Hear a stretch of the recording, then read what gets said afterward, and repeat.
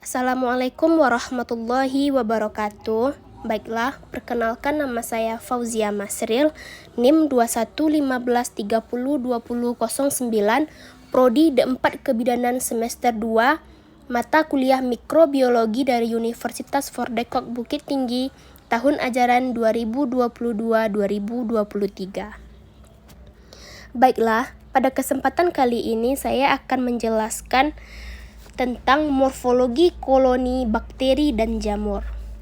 Morfologi koloni bakteri. Sekumpulan sel bakteri pada pembenihan media padat akan tampak sebagai koloni. Berbagai hal yang perlu diperhatikan dalam melihat morfologi bakteri adalah: yang pertama yaitunya ukuran atau diameter. Yang kedua, sifat-sifat.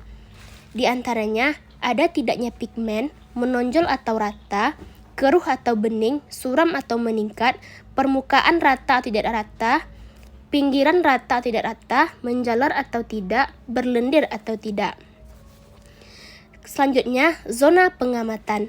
Bakteri yang dibiakkan pada pembenihan media agar dapat memperlihatkan ada tidaknya zona atau area daerah di sekelilingi koloni, dan zona yang berbentuk padat berupa: yang pertama yaitunya jenih tidak warnanya disebut dengan homologis tipe beta. Yang kedua yaitunya zona berwarna hijau atau keruh disebut dengan hemolisis tipe alfa. Dan yang ketiga yaitunya tidak ada zona atau disebut dengan homolisis tipe gamma. Morfologi koloni jamur. Seperti halnya bakteri dan sekumpulan jamur akan berbentuk koloni yang dapat membantu identifikasi. Ada beberapa hal yang perlu untuk diperhatikan dalam mempelajari koloni jamur.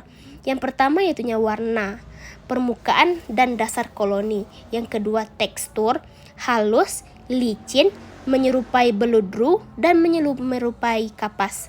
Yang ketiga yaitunya topografi, flat, folded, rugose, crateform, celebriform, dan verrucous.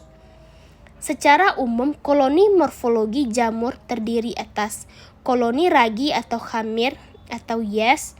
Yang A. Koloni buka atau cembung bertekstur halus dan licin menyerupai bakteri.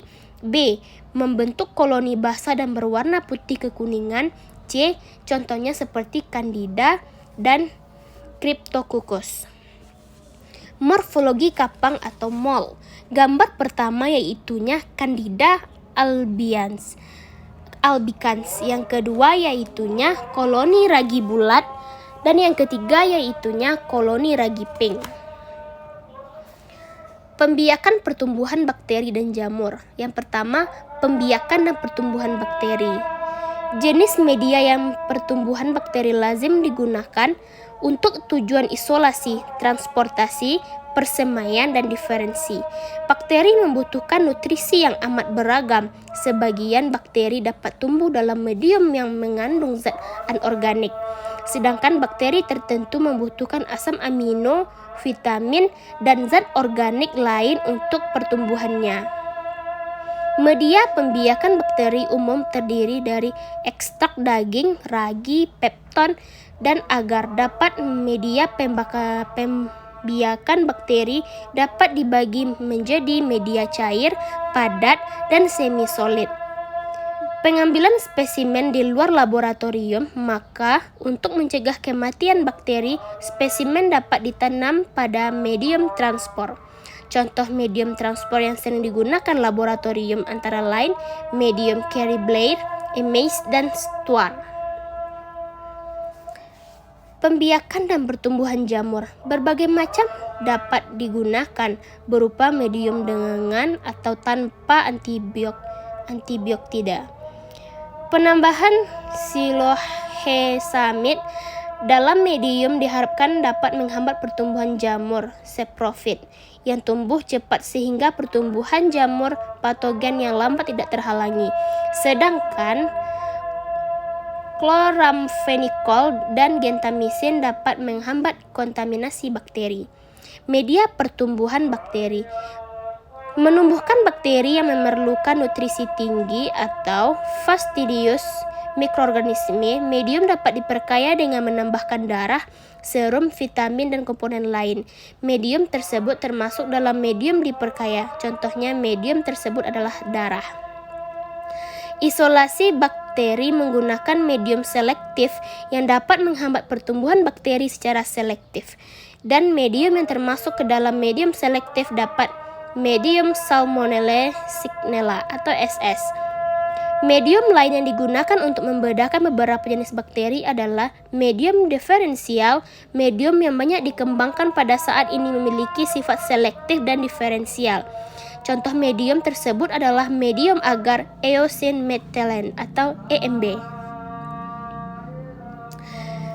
Medium kultur jamur yang dianjurkan antara lain yaitu Sobularot dextrose agar atau SDA.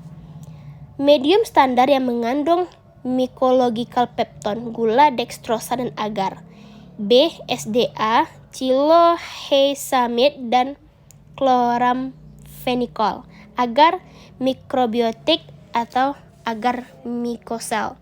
Medium selektif untuk jamur Dermatophyta dan Candida albicans. C. Inhibitory mold agar atau IMA.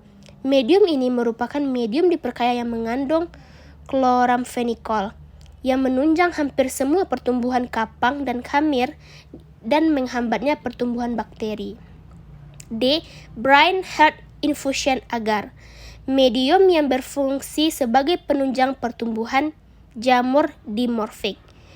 Media dan kegunaannya. Baiklah, pada tabel yang tertera dapat kita lihat bagaimana nama jenis, nama-nama, dan fungsi dari kegunaan medianya.